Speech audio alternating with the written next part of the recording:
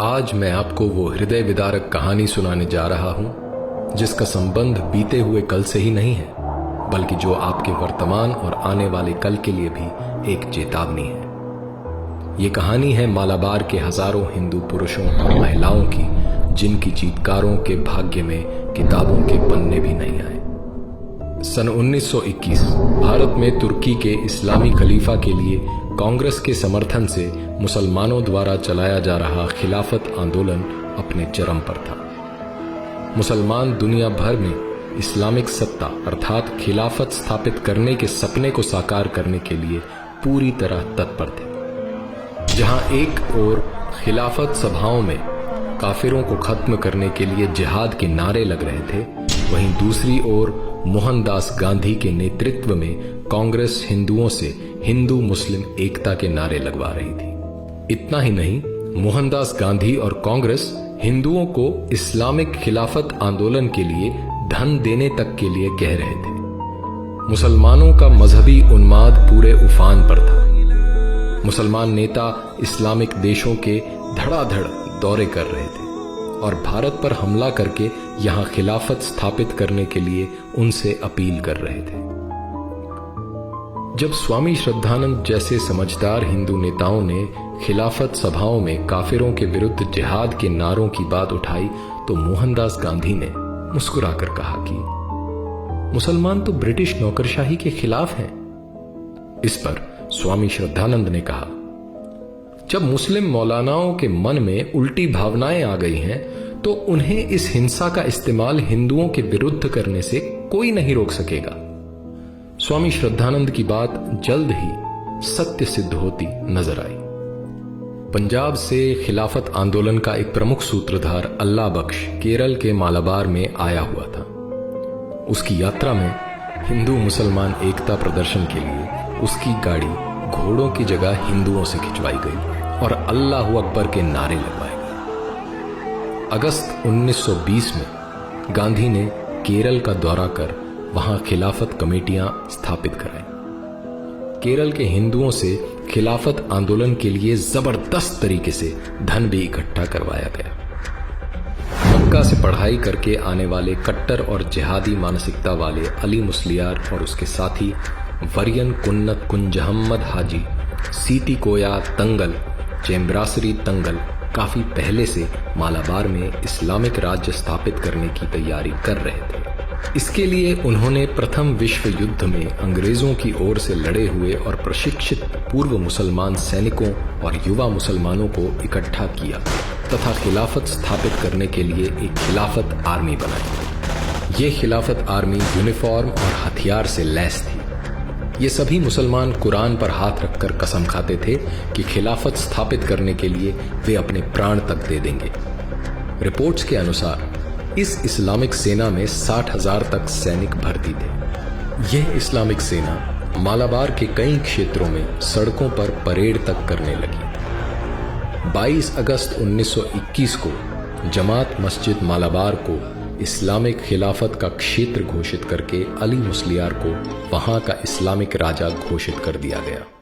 पूरे क्षेत्र को इस्लामिक शरिया क्षेत्र घोषित कर दिया गया। इमारतों पर तुर्की खलीफा के झंडे लगा दिए गए। एक विशेष प्रकार के छुरे, जिन्हें खिलाफत छुरा कहा गया, इनका बड़ी भारी संख्या में निर्माण कर मुसलमानों में बांटा गया। अब इस शरिया क्षेत्र में बारी आई हिंदू काफिरों की। काफिर हिंदुओं को इस्लाम और मृत्यु में से एक विकल्प चुनने को कहा गया। मुसलमानों द्वारा हिंदुओं पर भयानक अत्याचार शुरू हो गए।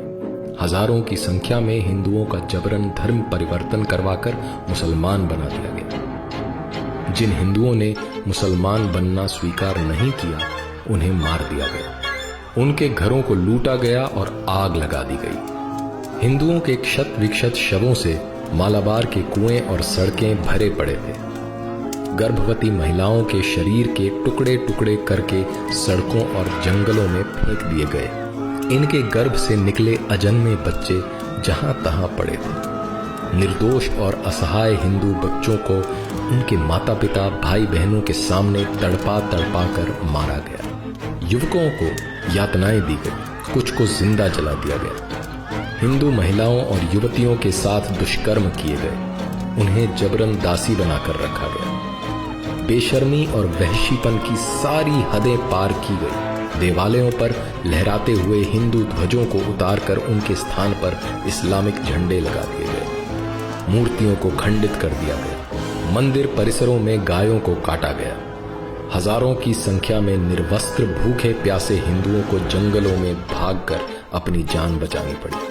एनी बेसेंट और मालाबार की एक हिंदू महिला द्वारा तत्कालीन वायसराय रीडिंग की पत्नी को लिखे पत्र, जिनमें इन सभी अत्याचारों का विवरण है, रोंगटे खड़े कर देते हैं। सर्वेंट्स ऑफ इंडिया सोसाइटी की इंक्वायरी कमेटी की रिपोर्ट के अनुसार इस भयंकर नरसंहार में 1500 हिंदुओं की हत्या, 20,000 का बलात् इस्लामीकरण और लगभग 3 करोड़ की प्रॉपर्टी की लूट हुई। हिंदू महिलाओं के साथ दुष्कर्म की कोई सीमा नहीं थी। आधिकारिक ब्रिटिश रिकॉर्ड्स के अनुसार मुसलमानों ने 10,000 हिंदुओं की हत्या की। शांति और अहिंसा का पाठ पढ़ाने वाले और खिलाफत आंदोलन के अध्यक्ष मोहनदास गांधी का हवाला देकर जब हिंदुओं ने मुसलमानों से हिंसा रोकने की गुहार लगाई तो उन्होंने कहा, गांधी, वो तो एक काफिर है, वो हमारा नेता कैसे हो सकता है?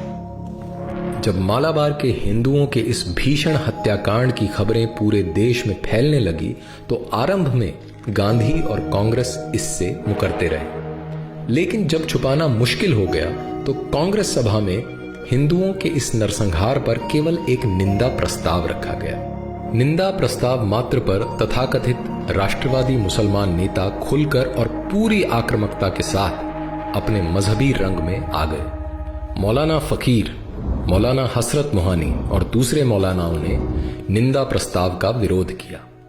गांधी और कांग्रेस इन खिलाफती नेताओं के सामने पूरी तरह नतमस्तक थी। जिसने भी हिंदुओं का पक्ष रखा और सही सही स्थिति बताई, उसे देश का शत्रु और हिंदू मुस्लिम एकता में बाधक कहा गया। मोहनदास गांधी ने तो इस हत्याकांड के लिए हिंदुओं को ही आरोपी बता दिया। 26 जनवरी 1922 के यंग इंडिया के अपने लेख में गांधी ने लिखा, मोपला दंगों के लिए हिंदू ही आरोपी है। हिंदुओं ने मुसलमानों का ध्यान नहीं रखा, उन्हें अपना मित्र नहीं माना। अब मुसलमानों पर क्रोध करने का कोई लाभ नहीं। इतना ही नहीं, गांधी ने मुसलमानों की हिंसा को सही बताते हुए बोला, वे मोपला मुसलमान अल्लाह को मानने वाले बहादुर लोग हैं जो अपने मजहब के लिए लड़ रहे हैं और उनकी लड़ाई का तरीका उनके मजहब के अनुसार मान्य है। स्पष्टतः खिलाफती नेताओं का स्वराज से मतलब इस्लामिक खिलाफत स्थापित करना और एकता से मतलब सभी काफिरों का मुसलमान हो जाने से था।